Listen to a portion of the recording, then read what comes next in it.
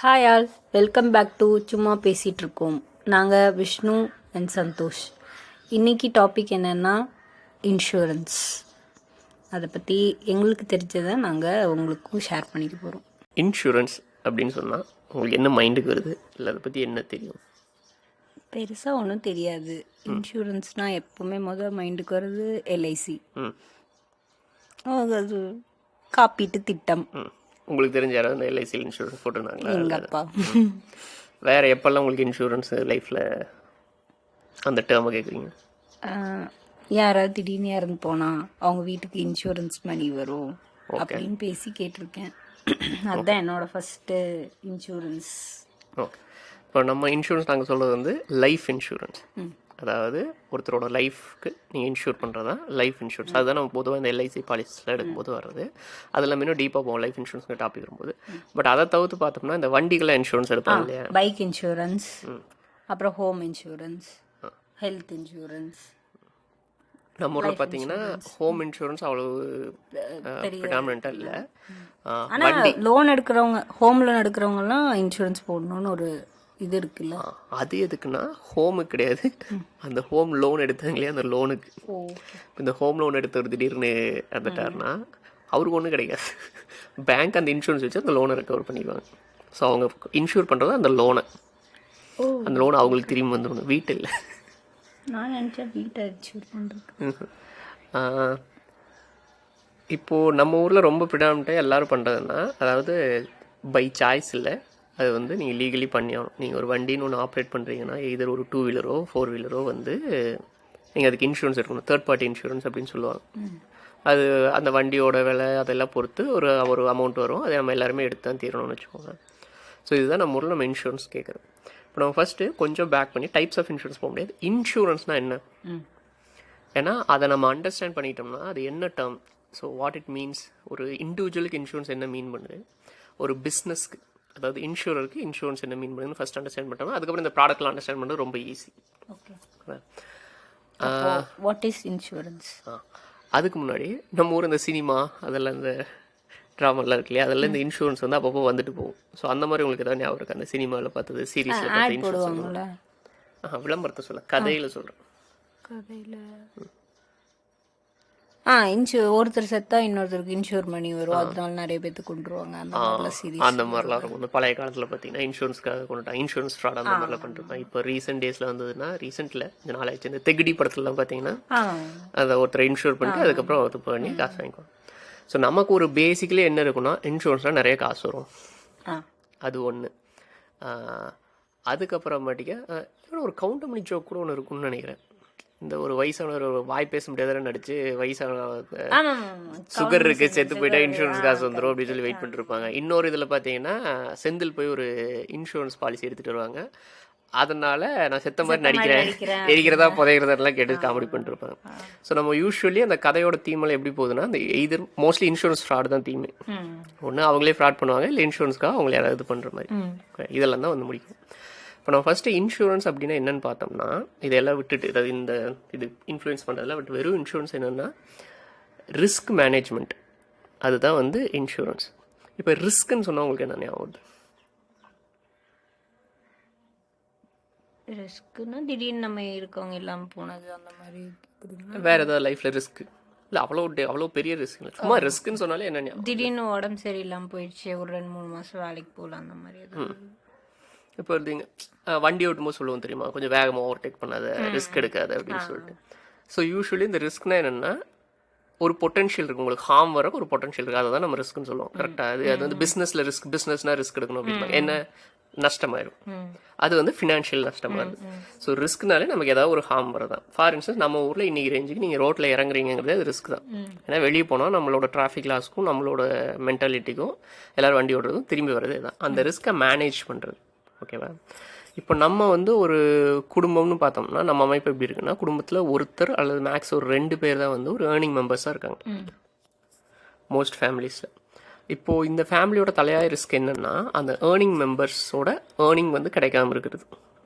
For instance இப்போ ஒரு அப்பா அம்மா ஒரு 2 குழந்தைங்க இருக்கிற வீடு, இப்போ திடீர்னு அந்த அப்பா இறந்துட்டாரு, இல்லை திடீர்னு அந்த அம்மா இறந்துட்டாங்க அப்படின்னா, இன்கேஸ் அவங்க தான் ப்ரைமரி ஏர்னிங் மெம்பராக இருந்தாங்கன்னா அவங்களோட ஃபினான்ஷியல் லாஸ், அஃப்கோர்ஸ் நீங்கள் எமோஷனல் லாஸ் ஒன்றுமே பண்ண முடியாது, ஏன்னா ஒரு ஆள் போனதுக்கப்புறம் அதை ஈடுகட்ட நம்மளால ஒன்றுமே பண்ண முடியாது. ஆனால் அந்த ஃபினான்ஷியல் லாஸ் இருக்கு இல்லையா, அதை வந்து இது பண்ணுறத என்ன சொல்கிறது, மிட்டிகேட் பண்ணுறது இல்லை காம்பன்சேட் பண்ணுறது தான் ஒரு இன்சூரன்ஸ்னு சொல்லலாம். இது வந்து இந்த டைப்புக்கு. இதுவே நீங்கள் வண்டிக்கு இன்சூரன்ஸ் எடுத்தீங்கன்னா திடீர்னு ஒரு ஆக்சிடென்ட் ஆயிடுச்சு, உங்களுக்கு எதாவது ஆனாலோ இல்லை நீங்கள் கொண்டு இடிச்சு வண்டியில் இருந்தவங்களுக்கு எதாவது ஆனாலோ அந்த ரிஸ்க்கை இது பண்ணுறது. அதே மாதிரி ஹெல்த் இன்சூரன்ஸ் வரும்போது எனக்கு திடீர்னு நாளைக்கு காய்ச்சல் வருது, 10 நாள் அட்மிட் ஆகிறேன், டெங்கு அந்த மாதிரி வர்றது, இப்போ கோவிட்லாம் வந்துச்சு இல்லையா, அதெல்லாம் ஒரு மிகப்பெரிய ரிஸ்க். ஸோ மோஸ்ட்லி இந்த ரிஸ்க்கை மேனேஜ் பண்ணுறது தான் இன்சூரன்ஸ். ஓகேவா? இப்போ இது ஆரிஜினேட் ஆனது எப்படி ஆச்சுன்னா, ஒரு காலத்தில் இந்த கப்பல் பயணங்கள்லாம் போவாங்க, சி வாயேஜ்னு சொல்லுவாங்க இல்லையா. ஒரு காலத்தில் வந்து அது மட்டும்தான் மெஜாரிட்டி டிரான்ஸ்போர்ட்டு. நீங்கள் என்ன பண்ணுவீங்கன்னா, நீங்கள் ஒரு வியாபாரியாக இருந்தால் கொஞ்சம் காசெல்லாம் திரட்டி ஒரு கப்பலை வாடகைக்கு இது எடுத்துகிட்டு உங்கள் ஊர்லேருந்து வேறு ஒரு நாட்டுக்கு போய் பொருள்லாம் வாங்கிட்டு வருவீங்க. அஃப்கோர்ஸ் அங்கே கம்மி விலையில் கிடைக்கும். இங்கே கொண்டு வந்து அந்த ஆர்பிட்ராஜில் உங்களுக்கு பணம் கிடைக்கும். இந்த ஊரில் கொண்டு வந்து விற்கும்போது எச்சா காசு கிடைக்கும். இது வந்து ஒரு பிஸ்னஸாக பண்ணிகிட்ருப்பீங்க. இங்கே உங்களுக்கு ஒரு பெரிய ரிஸ்க் என்னவாக இருந்ததுன்னா, அந்த கப்பல் ஒரு புயல்லையோ இல்லை எங்கேயாவது பாறையில் வச்சோ இல்லை ஏதாவது ஆகுறது. இப்போ அது பார்த்தீங்கன்னா எல்லா கப்பலும் ஆகுமானா ஆகாது. ஸோ அதுலேருந்து ஆரிஜினேட் ஆனது தான் இன்சூரன்ஸுங்கிறது. ஸோ என்ன பண்ண ஆரம்பித்தாங்கன்னா, ஒரு குறிப்பிட்ட அளவு மணி இது இப்போ முன்னாடியே கொடுத்துட்டு திரும்பி வந்துச்சுன்னா அந்த மணி உங்களுக்கு கிடைக்காது. இன்கேஸ் திரும்பி வரலன்னா உங்களுக்கு அந்த மணி கிடைக்கும். அந்த மாதிரி ஆரம்பிச்சது தான் இன்சூரன்ஸ். ஸோ இப்போ இதுலேருந்து பார்த்தீங்கன்னா ரிஸ்க்கை ட்ரான்ஸ்ஃபர் பண்ணுறது தான் இன்சூரன்ஸ். இப்போ சோஃபா நான் ரிஸ்க் மேனேஜ்மெண்ட்னு சொல்லிட்டு அந்த ரிஸ்க் மேனேஜ்மெண்ட் நீங்கள் எப்படி பண்ணுறீங்கன்னா, இண்டிவிஜுவலாக உங்களால் ரிஸ்க் எடுக்க முடியாது, அதுக்கு பதிலாக ஒரு கார்பரேஷனாக ஒரு entity who tax collective risk for you. இப்போ ஃபார் இன்ஸ்டன்ஸ் எப்படி ஒரு எக்ஸாம்பிள் சொல்கிறது, ஒரு கிளாஸ் இருக்குன்னு வச்சுக்கோம். இப்போ நம்ம சின்ன வயசுல இந்த பெட்டெல்லாம் கட்டிகிட்டு இருப்போம் தெரியுமா. இப்போ ஒரு கிளாஸில் நீங்கள் ஒரு 30 பேர் இருக்கீங்க இல்லையா. நீங்கள் வந்து நாளைக்கு வந்து நான் லேட்டாக வருவேன் அப்படின்னு சொல்லி நீங்கள் 2 பேர் பேசிகிட்டு இருக்கீங்க, நீங்களும் உங்கள் ஃப்ரெண்டும் வந்து இந்த அப்புறம் அவன் வந்து இந்த ராமு இருக்கான், அவன் வந்து நாளைக்கு லேட்டாக வருவான்னு பெட் கட்டுறீங்க. இப்போ அந்த பெட்டு நான் எடுக்கணும்னா, இப்போ நான் உங்கள் ஃப்ரெண்டாக நான் அந்த பெட் எடுக்கணும், எனக்கு 50-50 பாசிபிலிட்டி தான் இருக்குது. ஆனால் ராம் நேரத்தில் வரக்கும் சான்ஸ் இருக்குது, லேட்டாக வரக்கும் சான்ஸ் இருக்குது. ஸோ எனக்கு அதில் பார்த்தீங்கன்னா எனக்கு ஆர்ட்ஸ் வந்து ஆல்மோஸ்ட் ஈக்குவலாக இருக்குன்னு வச்சுக்கலாமா. அகேன் ப்ராபிலிட்டி படி போனால் ரொம்ப அக்யூரேட்டாக சொல்ல முடியாது, பட் அந்த ஆர்ட்ஸ் வந்து நான் ஜெயிக்கிறதுக்கு ரொம்ப சான்ஸ் இல்லைன்னு வச்சுக்கலாம். இதுவே நீங்கள் இருக்கிற எல்லாரையும் சொன்னீங்கன்னா மீது 28 பேரும் லேட்டாக வருவாங்க அப்படின்னு சொன்னால், நான் ஒருத்தருக்கு வந்து இவ்வளோ ரூபா, இப்போ அவன் லேட்டாக வந்தால் நான் உனக்கு 10 ரூபா கொடுக்கணும், அந்த மாதிரி எடுத்தேன்னா அந்த 28 பேரும் மொத்தமாக லேட்டாக வரக்கு எனக்கு சான்ஸ் இல்லை. அதனால் நான் ஈஸியாக அந்த பெட் எடுத்துகிட்டு போயிடுவேன். இப்போ இந்த கிரிக்கெட்டுக்கு ட்ரான்ஸ்லேட் பண்ணால் அதே மாதிரி தான் 10 பேட்ஸ்மேன் இருக்காங்க, நாளைக்கு இவங்க விராட் கோலி செஞ்சுரி அடிப்பார் அப்படின்னா அந்த பெட் எடுக்கிறது கஷ்டம். அதுவே இருக்கிற 10 பேருமே அடிப்பாங்கன்னா எடுக்கிறது ஈஸி. இப்போ இதுதான் ரிஸ்க் ட்ரான்ஸ்ஃபர். ஓகேவா? இப்போ நீங்கள் வந்து உங்கள் இண்டிவிஜுவல் நான் சாவனா இருப்பேனா. ஓகே, இந்த எபிசோட் கொஞ்சம் மார்பிடாக தான் போகும். சரி, நிறைய சாவை பற்றி பேசுவோம், நிறைய இதை பற்றி பேசுவோம். ஸோ முன்னாடியே வார்னிங் கொடுத்துட்றேன். இப்போ ஒரு இண்டிவிஜுவலாக வந்து என்னோட ரிஸ்க்கை நான் மேனேஜ் பண்ணுறது கஷ்டம், நான் இருக்கிறது இல்லைங்கிறது. அதுவே ஒரு கம்பெனி இருக்காங்க, இப்போ நீங்கள் எல்ஐசி எடுத்துக்கோங்க, வேறு யாராவது, அவங்க வந்து ஒரு 1000 பேர் இன்சூர் பண்ணுறாங்க. நீ செத்தா உனக்கு ஒரு கோடி கொடுத்துறப்பா அப்படின்னு 1000 பேருக்கு 1000 கோடி ஆச்சு. ஓகேவா? ஆனால் அவன் ப்ரீமியம்னு வாங்குறது ஒரு 5000 10,000 அந்த மாதிரி தான் வாங்கியிருப்பாங்க. 1000 பேர் நாளைக்கு சாக போகிறது கிடையாது, அந்த சாகிறவங்களுக்கு மட்டும்தான் இவங்க வந்து பணம் கொடுக்குறாங்க. ஸோ இப்போ பார்த்தீங்கன்னா எல்ஐசியால் இந்த ரிஸ்க் எடுக்க முடியும். 1000 பேர் சாக மாட்டாங்க ரிஸ்க்கை தாராளமாக எடுக்கலாம் எல்ஐசி. ஆனால் நான் சாக மாட்டேங்கிற ரிஸ்க் என்னால் எடுக்க முடியுமா? முடியாது. ரோடு ஆக்சிடென்ட் ஆகலாம், ஹார்ட் அட்டாக் வரலாம், என்ன வேணால் நடக்கலாம். இப்போ உங்களுக்கு பார்த்தீங்கன்னா ரிஸ்க்கை ட்ரான்ஸ்ஃபர் பண்ணியிருக்கோம் தெரியுதா. நான் இண்டிவிஜுவல் ரிஸ்க் டேக்கிங்க, நான் எனக்கு வந்து என்கிட்ட 1 கோடி இல்லை, ஓகேவா. ஆனால் நான் ஒரு 5000 10,000 கட்டி இந்தாப்பா நான் செத்தேன், என் குடும்பத்துக்கு ஒரு 1 கோடி கொடுத்துரு அப்படின்னு சொல்லி நான் ரிஸ்க்கை யாருக்கு ட்ரான்ஸ்ஃபர் பண்ணிடுறேன்? ஒரு இன்சூரன்ஸ் கம்பெனிக்கு. எல்ஐசின்னு பேசிட்டு இருக்கோம், பட் எல்லாரும் தெரிஞ்சுக்கிட்ட அந்த பேரை சொல்கிறோம், பட் ஏதோ ஒரு இன்சூரன்ஸ் கம்பெனிக்கு அந்த ரிஸ்க் ட்ரான்ஸ்ஃபர் பண்ணும். ஸோ அந்த கம்பெனியால் அந்த ரிஸ்க் எடுக்க முடியும், ஏன்னா அவங்க கஸ்டமர் பேஸ் பெருசு, எல்லாரும் நாளைக்கு போட்டுன்னு போயிட மாட்டாங்க. ஸோ இதுதான் வந்து ரொம்ப க்ளோஸாக பார்த்தோம்னா இன்சூரன்ஸ் அப்படிங்கிற டாபிக். இதை அண்டர்ஸ்டாண்ட் பண்ணிட்டாலே பின்னாடி நம்ம பேச போகிற நிறைய விஷயங்கள் இதாகும். ஓகேவா? இது தெளிவாக இருக்க. ரிஸ்க்னா என்ன, எப்போ ரிஸ்க் எடுக்கிறோம், இன்சூரன்ஸ் தான் என்ன. இது இப்போ வந்து நம்ம சாவை பற்றி பேசணும், அது வண்டி ஆக்சிடென்ட்டாக இருக்கலாம், நீங்கள் இந்த ரெண்டல் இன்சூரன்ஸுக்கும் போது இருக்கலாம், அது எல்லாமே இது அப்ளை ஆகும். ஓகேவா? இப்போ இன்சூரன்ஸ்னால் என்னன்னு பார்த்துட்டோம். அடுத்து யாரெல்லாம் இன்சூரன்ஸ் எடுக்கணும், இல்லை எப்போ எடுக்கணும்? ஓகே, இப்போ வந்து யாருக்கெல்லாம் இந்த ரிஸ்க் இருக்கோ அவங்க எல்லாருமே எடுக்கணும். இப்போ வந்து நம்ம லைஃப் இன்சூரன்ஸ் பற்றி பேசுவோம். அகைன் டைப் ஆஃப் இன்சூரன்ஸ் நிறைய இருக்குது. ஃபார் இன்ஸ்டன்ஸ் வண்டி ஓட்டுறவங்க எல்லாரும் வண்டிக்கு இன்சூரன்ஸ் எடுக்கணும், அது தெளிவாக இருக்குமா? அதே மாதிரி லோன் வாங்குறவங்க எல்லாரும் லோனுக்கு இன்சூரன்ஸ் எடுக்கணும்னா டிபெண்ட்ஸ், உங்களுக்கு வேறு ஏதாவது மீன்ஸ் இருக்குது அப்படின்னா அது தேவையில்லை. இப்போது ஹெல்த் இன்சூரன்ஸ் பார்த்தீங்கன்னா எல்லாருமே எடுக்கணும். அது வந்து மஸ்ட். ஏன்னா யாருக்கு வேணால் எப்போ வேணால் உடம்பு சரியில்லாமல் போகலாம். அண்டு காஸ்ட் ரொம்ப ஜாஸ்தியாக இருக்குது. அண்ட் இந்த எல்லாருமே எடுக்கணும்னா அகைன் இப்போ இன்றைக்கி போகிறேன், திடீர்னு எனக்கு ஒரு 10 லட்ச ரூபா ஹாஸ்பிட்டல் பில் வருது. அந்த 10 லட்ச ரூபா நான் கட்ட முடியும். ஒன்று, கட்டினதுக்கப்புறம் எனக்கு பிரச்சனை இல்லை. 2, இந்த 2மே இருந்துச்சுன்னா எனக்கு எடுக்க வேணாம். இப்போ நான் ரொம்ப பணக்காரன், கோடிக்கணக்கில் வச்சுருக்கேன், ரொம்ப எனக்கு ஒன்றும் மேட்டர் இல்லைன்னா ஒன்றும் பிரச்சனை இல்லை. ஓகேவா? இது என்ன சொல்லுவாங்கன்னா, நிதின் காமத் நினைக்கிறேன், ஜெரோதா ஃபவுண்டரோ என்னமோ ஒரு கோட் சொல்லியிருப்பாங்க. அவரோட தான் இல்லை அவர் இது பண்ணதான் தெரியல. மோஸ்ட் இந்தியன்ஸ் வந்து they're one hospital bill away from going broke. அதாவது இப்போ நீங்கள் ஒரு இப்போ சேர்த்திருப்பீங்க இல்லையா, ஒரு அந்த வீட்டில் ஒருத்தர் உடம்பு சரியில்லாம போனால் அப்படியே மொத்தமாக ஒரு சொந்த வீடு வச்சுருப்பீங்க, ஒரு இடம் இது வச்சுருப்பீங்க, பேங்க்கில் கொஞ்சம் காசு வச்சுருப்பீங்க, இது எல்லாமே ஒரே ஒரு பில்லுலேயே போயிடும். ஒருத்தருக்கு திடீர்னு ஒரு பெரிய சீரியஸ் இல்னஸ் வருதுன்னா அது போயிடும். ஸோ இந்த மாதிரி கேஸில் கண்டிப்பாக ஹெல்த் இன்சூரன்ஸ் இருக்கணும். இப்படி எனக்கு ஒரு பில் வந்தாலும் எனக்கு ஒன்றும் ஆகாது அப்படிங்கிற அளவில் உங்கள் பொருளாதாரம் இருக்குன்னா நீங்கள் எடுக்க வேண்டியதில்லை. அது ரொம்ப ரொம்ப கம்மியாக தான் இருக்கும். ஓகேவா? அந்த கேட்டகரி. ஸோ அதனால தான் ஒரு ஜெனரிக் டேர்மில் எல்லாருக்குமே ஹெல்த் இன்சூரன்ஸ் வேணும் அப்படிங்கிறது. அப்புறம் லைஃப் இன்சூரன்ஸ் பார்த்தீங்கன்னா அந்த லைஃபோட வேல்யூ அங்கே நீங்கள் நம்ம எமோஷனல் வேல்யூஸ் இல்லை, ஏன்னா எல்லா லைஃபும் வேல்யூ தான். இதோட எக்கனாமிக்கல் வேல்யூ சொல்கிறேன். இப்போ you will be missed of course, but your salary will be missed, இல்லை your business earning will be மிஸ்ட்னா உங்களுக்கு எடுக்கணும். இப்போ இது பார்த்தீங்கன்னா பொதுவாக இப்போ ஒரு குடும்பத்தில் 4 பேர் இருக்காங்க, ஒரே ஒருத்தர் தான் ஏர்னிங் மெம்பர்னா அந்த மீதி 3 பேருக்கு லைஃப் இன்சூரன்ஸ் தேவையில்லை. ஏன்னா அங்கே அவங்களோட ஃபினான்ஷியல் இது மிஸ் ஆக போடல. ஆனால் அந்த ஃபர்ஸ்ட் ஆளுக்கு வேணும். அந்த வந்து இப்போ பார்த்தீங்கன்னா ஒரு டிப்பிக்கல் குடும்பத்தில் ஒரு ரெஸ்பான்சிபிலிட்டி என்ன, மாதம் செலவில் பார்க்குறது. So monthly expenses. அதுக்கப்புறம் அவங்களுக்கு ஏதாவது ஒரு லோன் இருந்துச்சுன்னா லோன் அடைக்கிறது. அதுக்கப்புறம் ஃப்யூச்சரில் அந்த குழந்தைகளோட படிப்பு, கல்யாணம், அது இல்லை. ஸோ இவரோட லைஃபோட வேல்யூ ஃபினான்ஷியலி பார்த்தீங்கன்னா இதுதான். இந்த குடும்பத்தோட மந்த்லி எக்ஸ்பென்ஸும் அந்த வரப்போகிற ஒன் டைம் செலவுகள், கல்யாணம், படிப்பு, அந்த மாதிரி செலவுகளும், அதுக்கப்புறம் அந்த ஏதாவது லோன் இருந்தால் அடைக்கிறது.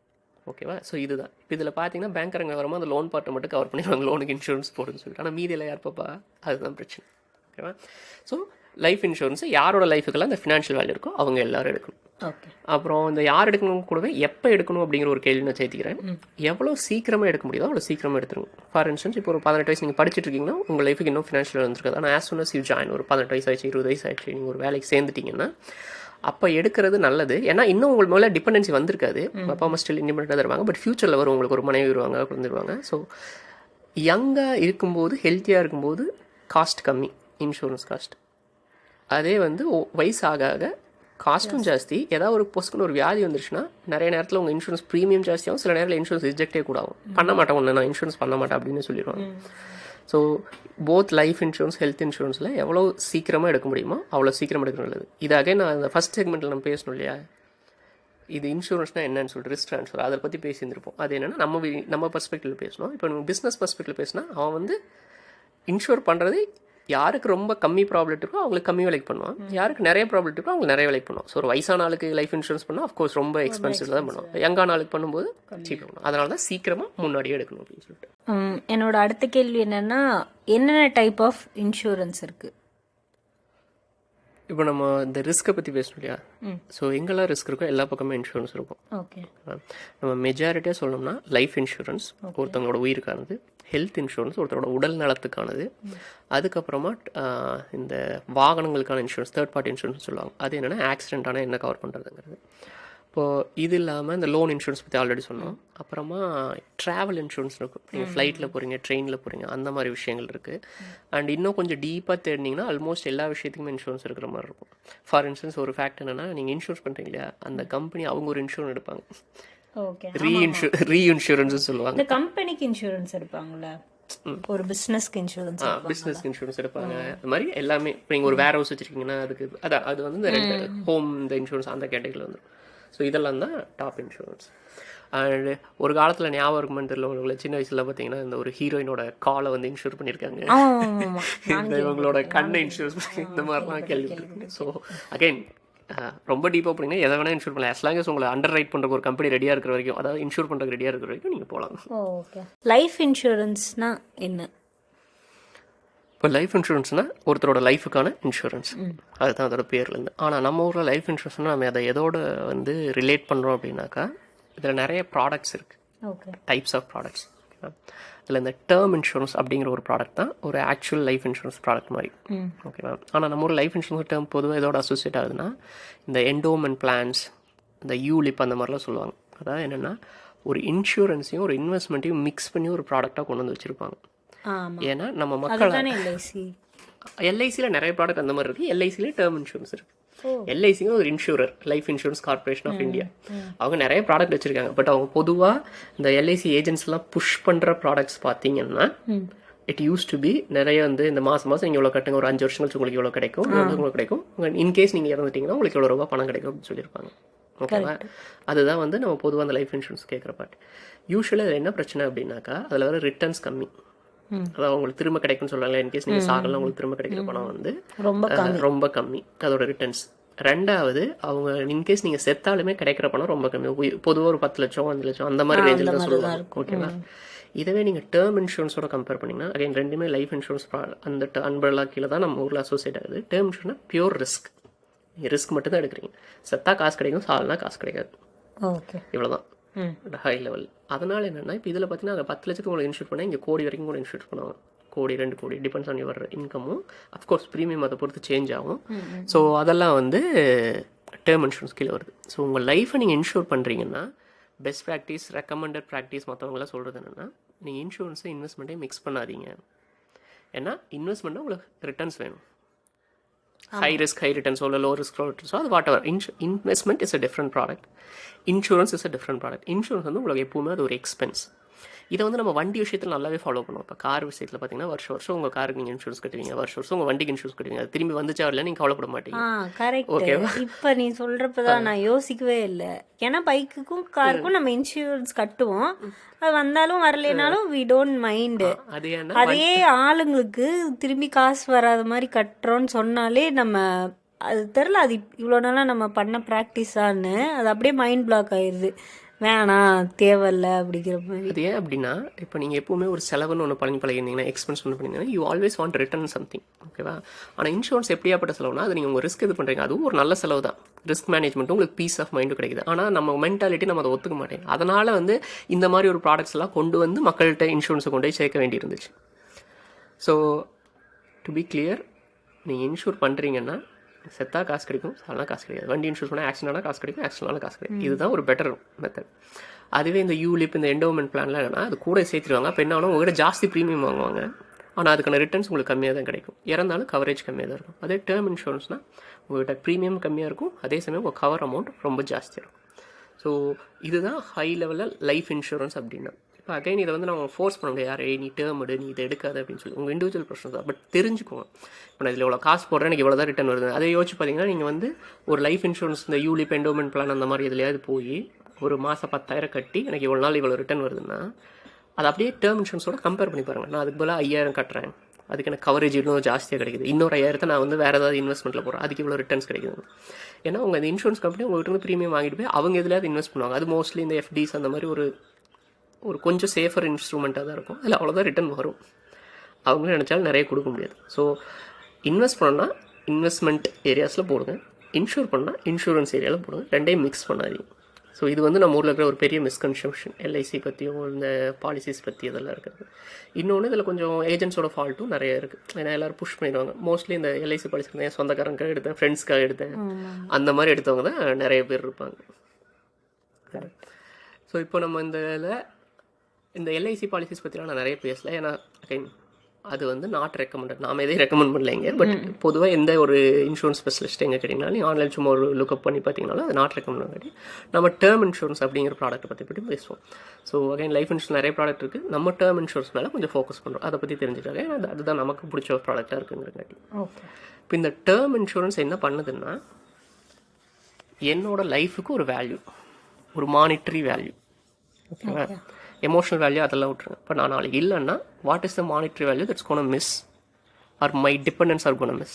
இப்போ நமக்கு வந்து இப்போ ஒரு குடும்பத் தலைவர் இருக்கார், அவர் போயிட்டாருன்னா அந்த மனைவி அந்த மக்கள் பசங்க என்ன மிஸ் பண்ணுவாங்க. ஓகேவா? ஸோ அதுக்கான ஒரு வேல்யூ கணக்கு எடுக்கிறது. இப்போ எனக்கு வந்து மாதம் ஒரு 50,000, மாதம் 1 லட்சம் செலவு பண்ணுறாங்கன்னா இப்போ வந்து அவர் எவ்வளோ நாளைக்கு சம்பாதிச்சிருப்பார், அந்த ஒரு அமௌண்ட்டு கணக்கு எடுத்துக்கிறது. அப்புறம் அந்த பசங்களுக்கு படிக்கணும்னா அவங்களுக்கு எவ்வளோ வேணும், அதுக்கு ஒரு அமௌண்ட் கணக்கு எடுத்துக்கிறது. அப்புறம் கல்யாணம் பண்ணால் அமௌண்ட் கணக்கு, மொத்தமாக அந்த தொகைக்கான ஒரு இன்சூரன்ஸ் எடுக்கிறது தான் வந்து டேர்ம் இன்சூரன்ஸ். ஓகேவா? இப்போ இது வந்து தொகையை பற்றி பேசணும், நீங்கள் எவ்வளோ கவர் எடுக்கணும்னு சொல்லிட்டு. ஸோ இப்போ இந்த கால்குலேஷனில் நிறைய ஆன்லைன் கால்குலேட்டர்ஸ்லாம் இருக்கும், அதில் நீங்கள் பார்த்தா இந்த தொகை தெரியும். ரெண்டாவது, இப்போ நம்ம இந்த டேர்ம் இன்சூரன்ஸ் இது ஏன் அந்த பேர்னா இது நீங்கள் ஒரு குறிப்பிட்ட டேர்முக்கு தான் எடுப்பீங்க. இப்போ நான் வந்து ஒருத்தர் இப்போது ஒரு இருக்கார், அவர் செத்தா காசு கிடைக்கும்னா அவர் இவ்வளவு நாளுக்குள்ளே செத்தா தான் காசு கிடைக்கணும். அதாவது அவரோட 60 வயசு வரைக்குமோ, அஃப்கோர்ஸ் 80 வரைக்கும்லாம் இன்ஷூர் பண்ணுறாங்க. பட் இட்ஸ் நாட் லைக் அவர் திடீர்னு ஒரு 105 வயசில் செத்தாருனா காசு கிடைக்குமா இல்லை. டேர்ம் எப்பவுமே ஒரு குறிப்பிட்ட டேர்ம் கொடுப்போம். ஓகேவா? பொதுவாக அதை எந்த மாதிரி டிஃபைன் பண்ணுவோம்னா என்னோட 60 வயசு வரைக்கும், என்னோட 65 வயசு வரைக்கும் அப்படிங்கிறது. அது ஏன் அப்படின்னா கோயிங் பேக் டு நான் முதல்ல சொன்னேன் இல்லையா, நம்ம லைஃப் என்ன ஒருத்தரோட லைஃபோட மானிட்ரி வேல்யூ. ஒருத்தரோட ஏர்னிங் இயர்ஸ்னு பார்த்தீங்கன்னா மோஸ்ட்லி ஒரு 18க்கு அப்புறம் தான் ஸ்டார்ட் ஆகும், ஒரு 60-65 க்ளோஸ் ஆகிடும். ஸோ அதுதான் நம்மளோட ரெக்கமெண்டட் டேர்ம் இன்சூரன்ஸ் டேர்மும். இப்போ நீங்கள் அதான் நான் சொன்னாலே வேலைக்கு சேர்ந்த உடனே எடுத்துருங்க அப்படிங்கிற மாதிரியும், அதே நீங்கள் வேலையை விட்டு ரிட்டையர் ஆகும்போது நீங்களே ரிட்டையர் ஆகிட்டீங்க, உங்கள் மேலே யார் டிபெண்ட் ஆகணும்? ஓகேவா? ஒன்று. ரெண்டாவது, நீங்கள் ரிட்டையர் ஆனதுக்கப்புறம் உங்கள் மேலே டிபெண்ட் ஆகிறாங்கன்னா அது அவங்களோட ப்ராப்ளம். அது தேர் இஸ் சம்திங் ராங், நீங்கள் வேறு எதையோ ஃபிக்ஸ் பண்ணணும். அது இன்சூரன்ஸ்னால சரியாயிடும். 2. அப்புறம் இந்த லைஃப் இன்சூரன்ஸ்னால் ஏதோ பெரிய லாட்ரி மாதிரிலாம் நான் ஒரு தாட் இருக்குது நம்ம ஊரில். கரெக்டாக நான் போகிறக்கு முன்னாடி எப்படியாவது ஒரு பெரிய இன்சூரன்ஸ் பாலிசி எடுத்து வச்சுனா போயிட்டுனா காசு கிடைக்கும். அது கிடையாது. இங்கே ரிஸ்க்கை மட்டும் தான் மேனேஜ் பண்ணுறோம். இதை நீங்கள் ஒரு சொத்து சேர்த்து வச்சுட்டு போகிற மாதிரியோ என் பையனுக்கு விட்டுட்டு போகிறோம் அந்த மாதிரிலாம் திங்க் பண்ணக்கூடாது. நீங்கள் இப்போ ஃபார் இன்ஸ்டன்ஸ் லெட்ஸே நீங்கள் 60 வயசில் நீங்கள் ரிட்டையர் ஆகிங்க, 59 வயசில் சேர்த்துட்டிங்கன்னா அந்த இன்சூரன்ஸ் பணம் வந்து அந்த ஒரு வருஷத்தை கவர் பண்ணுற மாதிரி இருந்தால் போதும். அதுதான் நம்ம எய்மே தவிர நான் போக போகிறேன், நான் போகிறக்கு முன்னாடி ஒரு பெரிய ஒரு சொத்து சேர்த்து வச்சுட்டு போகிறேன் அந்த மாதிரி டேர்ம் இருக்கக்கூடாது. நான் ஒரு பெர்ஸ்பெக்டிவ் இருக்கக்கூடாது இன்சூரன்ஸை பொறுத்த வரைக்கும். ஓகே. டேர்ம் இன்சூரன்ஸை பேசிக்காக எப்படி கால்குலேட் பண்ணணுன்னா உங்கள் மந்த்லி எக்ஸ்பென்ஸ் எவ்வளோ, அப்புறம் உங்களோட இப்போ உங்களுக்கு ஒரு குழந்தை இருக்குது அப்படின்னா அவங்களோட படிப்பு, அவங்களோட கல்யாணம், அது வந்து நம்ம எக்ஸாம்பிளாக சொல்கிறோம். இல்லை அது அப்புறம் மேபி உங்களோட லைஃப் பார்ட்னருக்கு ஒரு ரிட்டையர்மெண்ட்டுக்கு ஒரு அமௌண்ட் மாதிரி அந்த மாதிரி இதையெல்லாம் பேஸ் பண்ணி வச்சு ஒரு ஒரு ஒரு லார்ஜ் சம் அமௌண்ட் வரும். அந்த அமௌண்ட்டுக்கு நீங்கள் வந்து ப்ரீமியம் கட்டுற மாதிரி இருக்கும். கரெக்ட். அப்போ அது நீங்கள் சொன்ன அந்த அமௌண்ட் வந்து கவரேஜ் அமௌண்ட். அதாவது நான் சேர்த்தா என்ன கவர் பண்ணியிருக்காங்க அப்படிங்கிறது. உங்கள் ப்ரீமியம் வந்து அந்த கவரேஜ் அமௌண்ட்டை பொறுத்தும் இன்னும் சில ஃபேக்டர்ஸை பொறுத்தும் மாறுபடும். ஓகேவா? இப்போ நீங்கள் அந்த அமௌண்ட் வந்து ஒரு 4 கோடி இல்லை 5 கோடி இல்லை ஒரு கோடின்னு வச்சுக்கோங்க, ஒரு கோடின்னு வச்சுக்கோங்க. ஓகேவா? ஸோ ஒரு கோடிக்கு இவ்வளோ ப்ரீமியம்னு வச்சுக்கோங்க. அந்த அது ஒரு ஃபேக்டர். இன்னொரு ஃபேக்டர் எனக்கு எவ்வளோ வயசாச்சு. நான் 18 வயசில் ஒரு கோடி கேட்டேன்னா எனக்கு ஒரு ரேட் இருக்கும், 40 வயசில் ஒரு கோடி கேட்டேன்னா எனக்கு ஒரு ரேட் இருக்கும். ஸோ இன்றைக்கி ரேஞ்சில் இப்போ நான் 3 பேர் டேர்ம் இன்சூரன்ஸ் எடுக்கிறேன். ஒரு யங் பாய், ஒரு ஓல்ட் மேன், ஒரு மிடில் ஏஜ் கைனா அவங்க 3 பேருக்கும் ப்ரீமியம் வரும். அஃப்கோர்ஸ் ஓல்ட் ஏஜ் ஜாஸ்தியாக இருக்கும், யங் பர்சனுக்கு கம்மியாக இருக்கும். கூடவே வந்து டேர்ம் இன்சூரன்ஸை எவ்வளோ முன்னாடி எடுக்க முடியுமோ அவ்வளோ சீக்கிரம் எடுத்துக்கோங்க அப்படின்னு சொல்கிறது. ரெண்டாவது ஒரு பாயிண்ட், ஒரு கம்பேரிசன் பார்த்தீங்கன்னா டேர்ம் இன்சூரன்ஸோட ப்ரீமியம் வந்து stay same through out the term. நான் 18 வயசில் வந்து ஒரு 1000 ரூபாய்க்கு நான் டேர்ம் இன்சூரன்ஸ் எடுக்கிறேன்னா நான் என்னோட 59 வயசுலேயே 60 வயசு வரைக்கும் எடுத்துக்கிறேன். 59 வயசு 60வது வயசுலேயும் நான் அது 1000 ரூபா தான் கட்டுவேன். இட் டசன்ட் கோ அப். அதுவே நான் ஹெல்த் இன்சூரன்ஸ் இந்த வருஷம் எடுக்கிறேன்னா இந்த வருஷம் ஒரு 15,000 வருஷம் ஃபீஸ் ஹெல்த் இன்சூரன்ஸ்னா அடுத்த வருஷம் அவன் ரெனூவ் பண்ணுவோம். ரெனூவ் பண்ணும்போது இன்சூரன்ஸ் வந்து அந்த நிக்கத்த இன்ஃப்ளேஷன், அன்னைக்கு மெடிக்கல் காஸ்ட் இந்த வருஷம் நீங்கள் 17 கட்டணும் அப்படிம்பாங்க. ஸோ அது ஏறிட்டே போகும். ஸோ உங்கள் வண்டி இன்சூரன்ஸும் கார் இன்சூரன்ஸும் அதே மாதிரி தான். வருஷம் ஒரு slight difference, mostly same, almost அது சேமாக இருக்கும், ஆனால் ஏறிட்டே போகும். டேர்ம் இன்சூரன்ஸ் வந்து ஸ்டேஸ் த சேம். ஸோ அது ஒரு அட்வான்டேஜ். அதனால தான் சீக்கிரமாக எடுத்துட்டோம்னா கம்மி அமௌண்ட் தான் கட்டிட்டு இருப்போம். இப்போ நீங்கள் 18 வயசில் 1000 ரூபா கட்டுறீங்கன்னா உங்களுக்கு 25 வயசு ஆகும்போது 1000 ரூபா ரொம்ப வேல்யூ கம்மியாகும் இன்ஃப்ளேஷனால். ஸோ ஈஸியாக கட்டிகிட்டே போகலாம். ஸோ அதுதான் வந்து அந்த டேர்ம் இன்சூரன்ஸ் ப்ரீமியம் வந்து முன்னாடியே எடுத்துட்டா நமக்கு ஈஸிங்கிறதும், அப்புறம் வேறு ஃபேக்டர்ஸ் அதை டிசைட் பண்ணுறது. ஓகே. என்னென்ன ஃபேக்டர்ஸ்லாம் ஒரு இண்டிவிஜுவலாக கன்சிடர் பண்ணணும்? என்ன லென்த்து? இப்போ ஒரு டேர்ம் இன்சூரன்ஸ் இருக்கு. இப்போ நான் ஒரு இது புரியுது. இப்போ இது வந்து நம்ம கடையில் கார் வாங்க போகிறோம்னா மைலேஜ் பார்ப்போம், சேஃப்டி ரேட்டிங் பார்ப்போம், அந்த மாதிரி பார்க்குறோம். அந்த மாதிரி இப்போ நீங்கள் ஃபஸ்ட்டு போகணுன்னு ஃபஸ்ட்டு கேட்குறது என்னென்னா உங்களோட வயசு கேட்பாங்க. ஸோ உங்கள் டேட் ஆஃப் பர்த்து, அப்புறம் உங்களோட பின்கோடு வந்து ஃபேக்டர் சில ஏரியாவில். இப்போ நீங்கள் வந்து இப்போ கோயம்புத்தூர் இருக்கீங்கன்னா, ஒரு பெங்களூரில் இருக்கீங்க, டெல்லியில் இருக்கீங்க, அந்த மாதிரி உங்களோட ஏரியாவும் அவங்க டிசைட் பண்ணுவாங்க. ஏன்னா அகைன் இப்போ நீங்கள் திரும்ப பிஸ்னஸ் மாடல் படி பார்த்தீங்கன்னா இன்சூரர் நீட்ஸ் டு நோ இந்த ஏரியாவில் இருக்கலாம் சீக்கிரமாக சாப்பிட்றாங்க, இந்த ஏரியாவில் அந்த மாதிரி அது சின்ன சின்ன அண்டர்லைங் ஃபேக்டர்ஸ், ரொம்ப ஹியூஜ் இன்ஃப்ளூயன்ஸ் இருக்காது. பட் இது எல்லாமே ஃபேக்டர். ஸோ உங்கள் ஏஜ் இந்த டீட்டெயில்ஸ் வாங்கிக்குவாங்க. அப்புறம் நீங்கள் இப்போ வேலை பார்க்குறீங்கன்னா உங்களோட கரண்ட் சம்பளம் வாங்கிக்குவாங்க. ஏன்னா நீங்கள் இப்போ நான் சும்மா போய் நீங்கள் எனக்கு ஒரு 10 கோடிக்கு இன்சூரன்ஸ் கொடுக்க மாட்டாங்க. அண்டர் ரைட்டிங் ப்ராசஸ்னு இருக்குது. உனக்கு இவ்வளோ தான் ஒர்த்து, இவ்வளோ தான் கொடுப்போம். அது வந்து உங்கள் சம்பளம், பே செக்கு அதெல்லாம் பொறுத்து இருக்குது. ஓகேவா?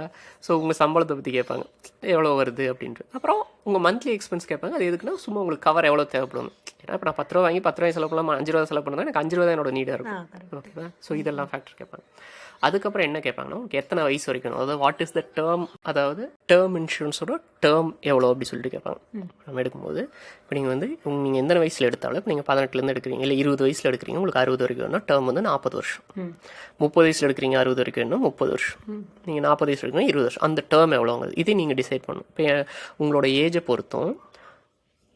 பொறுத்தும் டிசைட் பண்ணி உங்களோட ரிட்டையர்மெண்ட் வந்து 60 இருக்கலாம், 65 இருக்கலாம். ஒன்று அது வந்து நீங்கள் ஜாப்லேருந்து ரிட்டையர் ஆகுது. ரெண்டாவது உங்கள் டிபெண்டன்ஸோட ஏஜை பொறுத்து. இப்போ நீங்கள் சீக்கிரமாக கல்யாணம் சீக்கிரமாக குழந்தை பார்த்துட்டிங்கன்னா அந்த பொண்ணோ பையனோ சீக்கிரமாக வந்து ஒரு 25 ஒரு வேலைக்கு போயிடுவாங்க. கரெக்டாக அந்த வேலைக்கு போகிற டேர்ம் இதை நம்ம ஊரில் அட்வைஸாக கூட கொடுப்பாங்க, சீக்கிரம் கல்யாணம் போயிடும், அப்போ தான் உன் பிள்ளை சீக்கிரம் வேலைக்கு போவோம், நீ சீக்கிரம் ரிட்டையர் ஆகலாம். எக்ஸாக்ட்லி அந்த டேர்ம்.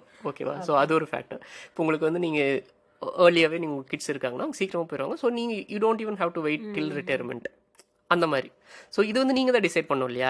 என் பிள்ளை நான் பள்ளிக்கூடம் போகிற வரைக்கும் நான் அவனை கவர் பண்ணுமா, காலேஜ் போகிற வரைக்கும் கவர் பண்ணுமா, இல்லை ஏதாவது பிஜி படிக்கிறானா அது வரைக்கும் கவர் பண்ணுமா, இல்லை சும்மா சுற்றிட்டு போனேன், அந்த மாதிரி அது நிறைய ஃபேக்டர். ஸோ உங்களோட டேர்ம் ரெண்டாவது ஃபேக்டர். அதுக்கப்புறம் மூணாவது பெரிய ஃபேக்டர் என்ன, இது காசு கொடுக்க போகிறீங்களா அந்த ப்ரீமியம், அது வந்து எப்படி கட்ட போகிறீங்க, மாதம் மாதம் கட்டுவீங்களா, வருஷம் ஒருக்கா கட்டுவீங்களா, அப்படி மாதம் மாதமோ வருஷம் ஒருக்கா அந்த ஃபுல் டேர்முக்கும் கட்டுவீங்களா, அதாவது 40 வருஷம் எடுக்கிறீங்க, 30 வருஷம் கட்டிகிட்டே இருப்பீங்களா, இல்லை கொஞ்சம் கூட பணம் போட்டு முன்னாடியே கட்டி முடிச்சிருவீங்களா, ஒரு லோன் மாதிரி 5 வருஷத்துக்குள்ள 10 வருஷத்துக்குள்ள. ஸோ இப்போ எனக்கு வந்து நான் 30 வயசு ஆச்சு, நான் 60 வரைக்கும் எடுக்கிறேன், 30 வருஷம்னா எது நான் 30 வரைக்கும் கட்டிகிட்டே இருக்கலாம், இல்லை ஒரு 5 வருஷத்துல 10 வருஷத்துல நான் முடிச்சு விட்டுறேன், எனக்கு இந்த செலவு வந்துட்டே இருக்க வேணாம், அப்படி எனக்கு இது மாதம் மாதம் போகிறது கடுப்பாக இருக்குது, அந்த மாதிரி ஒரு 5 வருஷம் அகைன் ப்ரீமியம் ஜாஸ்தியாக இருக்கும் இந்த மாதிரி பண்ண. அப்புறம் சில கேஸில் வந்து இதுக்கு வந்து இந்த டேக்ஸ் பெனிஃபிட்லாம் இருக்கும். இன்கேஸ் நீங்கள் வேறு இதுலேயும் இந்த ஏடிசிலலாம் பண்ணல அப்படின்னா இல்லை டேக்ஸ் பெனிஃபிட் உங்களால் இதையால் உங்களுக்கு அட்வான்டேஜ் இருக்குன்னா இதை ரெக்கமெண்ட் பண்ணுறாங்க. சீக்கிரமாக கட்டி முடிச்சுங்க, இப்போ டேக்ஸும் கிளைம் பண்ணிக்கலாம் அந்த மாதிரி. ஸோ இந்த பெர்மனன்ட் டேர்மை நீங்கள் முடிவு பண்ணணும். அதாவது எவ்வளோ நாள் வரைக்கும் கட்டுவீங்க, அதை எப்படி கட்டுவீங்க, மாதம் மாதம், குவார்ட்டர்லி, இயர்லி, அந்த மாதிரி நிறைய ஆப்ஷன்ஸ் இருக்குது. இதை விடுத்து பார்த்தோம்னா அதாவது உங்கள் ஏஜ் எவ்வளோ கவர் அமௌண்ட்டு இது. ரெண்டாவது வந்து உங்கள் இவங்க இருக்காங்க இல்லையா உங்கள் நாமினிஸ், அவங்களுக்கு கிளைம் கிடைக்கும்போது அவங்களுக்கு மொத்தமாக காசு கொடுத்துருமா இன்சூரன்ஸ் கம்பெனிக்கார, இல்லை மாதம் மாதம் கொஞ்சம் கொஞ்சமாக கொடுக்கணுமா? அதையும் நம்ம முன்னாடி டிசைட் பண்ணலாம், அதையும் நீங்கள் சொல்லிக்கலாம், இந்த மாதிரி டிக்ளேர் பண்ணிக்கலாம். ஓகேவா? இது எப்போன்னா இப்போ உங்களோட டிபெண்டன்ஸ் வந்து ஃபினான்ஷியலி லிட்ரேட். ஏன்னா யோசிச்சு பாருங்களேன், திடீர்னு ஒரு பெரிய வின்ஃபால் வந்து அவங்களுக்கு கிடைக்குது. அகைன் இது வின்ஃபால் இல்லை ஆக்சுவலி, ஒரு நீங்கள் போயிட்டீங்க திடீர்னு கொடுக்க வந்துச்சு, என்ன ஆகும், ஃபஸ்ட்டு எல்லா சொந்தக்காரங்களும் அட்வைஸ் பண்ண ஆரம்பிச்சிருவாங்க, சொந்தக்காரெல்லாம் கொடுங்க ஆரம்பிச்சிருவாங்க, எல்லா ஃப்ரெண்ட்ஸ் ஃபேமிலியெல்லாம் இந்த அதில் இன்வெஸ்ட் பண்ணி இதில் இன்வெஸ்ட் பண்ணி ஒரு பெரிய ரியல் எஸ்டேட்டில் மொத்தமாக கொண்டு அவனை போட்டாங்கன்னா முடிஞ்சு போச்சுன்னா முடியும். So if you believe in them, confidence இருக்குன்னா உங்களுக்கு மொத்தமாக காசு கிடைக்கிற மாதிரி ஏற்பாடு பண்ணுங்கள் கோடிக்கணக்கில். இல்லைன்னா எப்பா நீங்கள் மொத்தமாக கொடுத்துறாத ஏதாவது ஆயிரப்போகுது எனக்கு பயமாக இருக்குது, நீங்கள் மாதம் கொடுத்துட்டிங்கன்னா ரிஸ்க் கம்மி இல்லையா, அந்த மாதிரி நீங்கள் அதுவும் டிசைட் பண்ணிக்கலாம். ஓகேவா? இதை விடுத்து பார்த்தா இந்த ஆட் ஆன் ரைடர்ஸ் அப்படின்னு இருக்கும். இது என்னென்னா கூட ஒரு இலவச இணைப்பு மாதிரி. ஓகேவா? சில நேரத்தில் ஆக்சிடென்டல் டெத்து, அப்புறம் கிரிட்டிக்கல் இல்னஸ், இந்த மாதிரி நிறைய ஆட் ஆன்ஸ் இருக்குது. ஓகேவா? இப்போது டேர்ம் இன்சூரன்ஸ் நீங்கள் 2 கோடிக்கு எடுத்துருக்கீங்க, 2 கோடி கொடுத்துருவாங்க. அது இல்லாமல் கூட நான் ஒரு ஆட் ஆன் போட்டுக்கலாம், இன்கேஸ் நான் ஆக்சிடென்டல் செத்தேன்னா எனக்கு இன்னொரு கோடி சேர்த்து கொடு அப்படின்னு. ஸோ நீங்கள் நார்மலாக செத்தா 2 கோடி மட்டும் கிடைக்கும். ஆக்சிடென்ட்னா வெறும் ரோடு ஆக்சிடென்ட் மட்டும் இல்லை, எனி ஆக்சிடென்ட் அது கூடயும் சேர்த்து காசு சேர்த்து கிடைக்கும். ஆனால் அதுக்கு ப்ரீமியமும் நம்ம ஆமாம், அதுக்கு ப்ரீமியம் கொஞ்சம் கொஞ்சம் ரைஸ் ஆகிட்டே போகும். அந்த மாதிரி சேர்த்த ப்ரீமியம் ஜாஸ்தி ஆகிட்டே போகும்.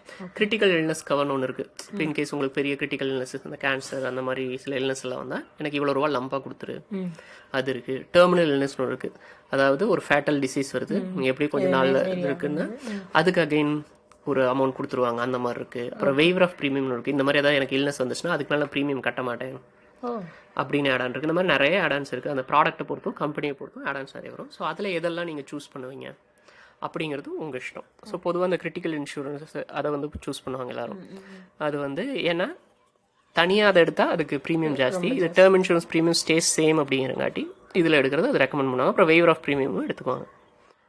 அப்புறம் இன்கம் பெனிஃபிட்னு கூட அது ஒரு ப்ராடக்ட் இருக்குது, HDFC ப்ராடக்ட்னு நினைக்கிறேன். அது எப்படின்னா உங்களுக்கு ஏதாவது இந்த சில இல்னஸ் வந்துச்சுன்னா மாதம் இவ்வளோன்னு சொல்லி ஒரு 10 வருஷத்துக்கு உங்களுக்கு காசு கொடுப்பாங்க, அந்த மாதிரி.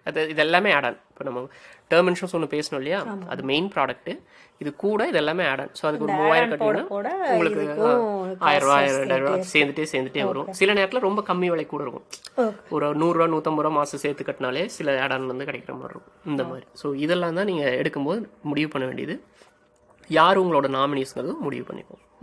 இன்னொரு கேள்வி இருக்கு.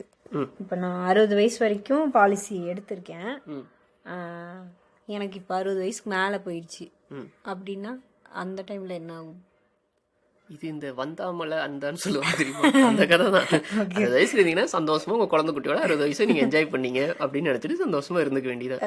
அதுக்கப்புறம் வந்து ஒரு தடவை உங்க பிள்ளை குட்டிலாம் சொல்லிடுங்க, எதை பாருடா இதை ஒரு நாள் வந்து எனக்கு ஏதாவது ஆச்சுன்னா உங்களுக்கு இது இருக்க மாதிரி இருந்துச்சு, இனிமேல் அவன் பொழப்பு பாருங்க இன்சூரன்ஸ் ஸ்டாப்பர்ஸ், அவ்வளோதான். உங்களுக்கு 10 பைசா கிடைக்காது. பியூர் டேர்ம் இன்சூரன்ஸில் இங்கே ப்ராடக்ட் ஏதாவது ஓப்பன் பண்ணி பார்த்தீங்கன்னா தெரியும். இப்போ ப்ரோஷர் வாங்குறீங்க இல்லையா, ஒரு இன்சூரன்ஸ் வந்து வாங்கினீங்கன்னா மேலே போட்டிருக்கிறதே பியூர் ரிஸ்க் அப்படின்னு ஒரு டேர்ம் இருக்கும். ஓகே, பியூர் ரிஸ்க், அவ்வளோதான், ஒன்றும் கிடைக்காது. அந்த ரிஸ்க்ல இங்கே தப்பிச்சிட்டீங்க, அவ்வளோதான். ஓகே. நான் இன்னொரு இடத்துல பார்த்தேன், இப்போலாம் 80 years வரைக்கும் ஏன்னா இப்போ வந்து மெடிக்கல் இதெல்லாம் ரொம்ப அட்வான்ஸ் ஆனதுக்கப்புறம் நம்ம லைஃப் டைமும் இதுவும் ஜாஸ்தி ஆயிடுச்சு. அதனால 80 years வரைக்கும் போடுங்க, அட்லீஸ்ட் 75 அந்த மாதிரி போடுங்க அப்படின்லாம் சொல்கிறாங்க. இது வந்து இப்போ இதை நம்ம பேசுவோமே, ஓகே, இது வந்து எல்லாமே சப்ஜெக்ட், பேசுறது எல்லாமே நம்ம ஒப்பீனியன்ஸ் தான் கொட்டிட்டு இருக்கோம். அவங்க இதை முடிவு பண்ணிக்கிறேன். அது கரெக்ட் தான். பட் இவெல்லாம் நம்ம என்ன பேசணும்னா ஃபினான்ஷியல் ரீப்ளேஸ்மெண்ட் தான் நம்ம பேசிட்டு இருக்கோம் டேர்ம் இன்சூரன்ஸ் பற்றி பேசும்போது. ஓகேவா, அவங்க வந்து நீங்கள் 80 வரைக்கும் வாழப்போன்னு சொல்கிறாங்கன்னா அவங்க வந்து அதுக்கு என்ன சொல்லுவோம், லைஃப் எக்ஸ்பெக்டன்சி அது சொல்லுவோம். அப்போ வந்து அது வந்து ஃபினான்ஷியல் ஆஸ்பெக்டில் பார்த்தோன்னா அதுக்கு நான் என்ன பிளான் பண்ணேன்னா, எனக்கு காசு இருக்கா, நான் ரிட்டையர்மெண்ட் பிளானிங்க்கு நான் அதை பிளான் பண்ணுவேன். நான் ரிட்டையர்மெண்ட்டுக்கு எனக்கு இவ்வளோ ரிட்டையர்மெண்ட் கார்பஸ் வேணும், இது இருந்தால் நான் ரிட்டையர் ஆகணும். அப்போ நான் பிளான் பண்ணுவேன், எனக்கு 80 வரைக்கும் ரிட்டையர்மெண்ட் அந்த கார்பஸ் கவர் பண்ணணும், 90 வரைக்கும் கவர் பண்ணணும். என்னோட டிபெண்டன்ஸோட ஃபினான்ஷியல் ரீப்ளேஸ்மெண்ட் வந்து என்னோட 90 வரைக்கும்லாம் இருக்கக்கூடாது. கரெக்டாக? கரெக்டு தான், கரெக்டு தான். ஏன்னா என்னோட 90 நான் என்ன பண்ணிருப்பேன், நானே வேற ஒருத்தர் மேலே தான் டிபெண்ட் ஆக ஒரு நிலைமையில் இருப்பேன். இல்லை நான் உருப்படியாக ரிட்டையர்மெண்ட் பிளான் பண்ணியிருந்தேன்னா மேபி நானே இது பண்ணி என்னோட எம்எல்ஏ டிபெண்ட் ஆகிருக்கலாம். பட் எம்எல்ஏ டிபெண்டன்சி எப்போ குறையுதோ அது வரைக்கும் தான் என்னோட டேர்ம் இன்சூரன்ஸ் இருக்கணும். Purely financially speaking. இப்போ நான் வந்து அதான் 30 years ஓல்டு வந்து ஒரு அவங்க ஸ்பவுஸுக்கும் சில்ட்ரனுக்கும் சம்பாரிச்சு கொடுத்துட்ருக்காங்கன்னா அந்த சம்பாத்தியம் எவ்வளோ நாள் அந்த ஸ்பவுஸுக்கும் குழந்தைகளுக்கும் தேவைப்படுதுங்கிறது தான். அதனால தான் நம்ம அந்த 60, 50 அப்படிங்கிற ரிட்டையர்மெண்ட் பண்ணுறோம். அந்த இன்னொரு இதில் அவர் ரிட்டையர் ஆக மட்டும் இல்லை, அவங்க பிள்ளைகள் வேலைக்கு போகிறதும் அதில் இருக்குது. ஓகே, அதனால தான் நம்ம அங்கே வந்து ஒரு லைன் ட்ரா பண்ணுறோம், ஒரு 60 to 70 சம்வேர். அகைன் அது 60ங்கிறது ஹார்ட் டேர்ம் இல்லை, 60 to 70. ஏன்னா இன்கேஸ் ரொம்ப லேட்டான கிட்ஸ் அப்படின்னா இன்னும் அவங்க பெருசாகணும் இல்லையா, அதனால். பட் மற்றபடி என்னைய பர்சனலே கேட்டிங்கன்னா இந்த 80, 90 வரைக்கும்லாம் போகிறதெல்லாம் அது வந்து நம்ம திரும்ப அந்த முதல்ல சொன்னோம் இல்லையா, நீங்கள் சொத்து சேர்த்து வச்சுட்டு போலன்னு. இப்போ அதெல்லாம் என்னன்னா, நான் எப்படி ஒரு 90, 80 வரைக்கும் இருப்பேன், ஸோ 80 போயிட்டுனா உங்களுக்கு இவ்வளோ கோடி கிடைக்கும்ல அப்படிங்கிற மாதிரி இருக்கும். ஓகேவா, ஆனால் அதுக்கு இன்னொரு ஆங்கிள் என்னென்னா, நீங்கள் இன்ஃப்ளூயன்ஸ்லேயே கணக்கில் வச்சு பார்க்கணும். இன்னைக்கு வந்து 1 கோடிங்கிறது ஒரு பெரிய தொகையாக தெரியும். உங்களோட 80வது வயசில் அந்த 1 கோடிங்கிறது மேபி 1 லட்சம் அந்த ரேஞ்சுக்கு இருக்கலாம், இல்லை ஒரு 10 லட்சம் அந்த ரேஞ்சுக்கு இருக்கலாம். So it wouldn't matter much. ஆனால் உங்கள் ப்ரீமியம் எக்கச்சக்கமாக கட்டுவீங்க. நீங்கள் 60 வயசு வரைக்கும் 20 வருஷம் டேர்ம்னா ஒரு மாதிரி கட்டுவீங்க, 30 வருஷம் டேர்ம்னா கட்டுவீங்க. அது 50-60 வருஷம்னா ப்ரீமியம் நீங்கள் நிறைய கட்டுவீங்க. அதாவது ஃபீஸும் ஜாஸ்தியாக இருக்கும், டேர்மும் நீங்கள் ஜாஸ்தியாக கட்டுற மாதிரி இருக்கும். ஸோ அதனால தான் அந்த 80-90ல் பெருசாக நமக்கு இன்ட்ரெஸ்ட் இல்லை. இன்னைக்கு பொதுவாக இன்சூரன்ஸ்னால் என்ன, அது நம்ம என்ன ஒரு கான்டெக்ட்ல இல்லை என்ன பர்ஸ்பெக்டிவ்ல பார்க்கணும் அப்படிங்கிறத பற்றி பேசணும். அதுக்கப்புறமா அதில் நிறைய ப்ராடக்ட்ஸ் இருக்குது. நம்ம பொதுவாக டேர்ம் இன்சூரன்ஸ், அதாவது குறிப்பிட்டு டேர்ம் இன்சூரன்ஸுங்கிற ப்ராடக்ட்டை பற்றி பார்த்தோம். டேர்ம் இன்சூரன்ஸ் எல்லா ஏர்னிங் மெம்பர்ஸ் இல்லை யாருக்கெல்லாம் அவங்க ஃபினான்ஷியல் ரெஸ்பான்சிபிலிட்டி எடுத்திருக்காங்களோ, அதாவது who provides for your family, அவங்க வந்து ஒரு டேர்ம் இன்சூரன்ஸ் எடுத்துக்கிறது நலம். எவ்வளோ சீக்கிரமாக முடியுமோ, எவ்வளோ யங்காக இருக்கும்போது எடுக்க முடியுமோ அவ்வளோ எடுத்துருங்க. So best time is now. அதுதான் டேர்ம் இன்சூரன்ஸ் பற்றி பேசினப்போ வந்தது. அது இல்லாமல் நம்ம கவரேஜ் இந்த மாதிரி நிறைய டேர்ம் யூஸ் பண்ணோம். ஸோ அதெல்லாம் வந்து ஒரு நல்ல ஒரு இன்சூரன்ஸ் அட்வைசர், அகைன் உங்கள் ஃப்ரெண்டு அந்த மாதிரி தெரிஞ்சவங்கிறதுக்காக போகாமல் ஒரு நல்ல இன்சூரன்ஸ் அட்வைசர்கிட்ட போகிறது நல்லது. அவங்க வந்து உங்களுக்கு எல்லாம் கைட் பண்ணுவாங்க. இது வந்து ரொம்ப இண்டிவிஜுவல் இது. ஸோ உங்கள் இன்சூரன்ஸ் அட்வைசர் சொல்கிறத கேட்டு ஒரு நல்ல டேர்ம் இன்சூரன்ஸை எடுத்துக்கோங்க. அடுத்த எபிசோடில் நம்ம இன்னும் சில ப்ராடக்ட்ஸை பற்றி பார்ப்போம்.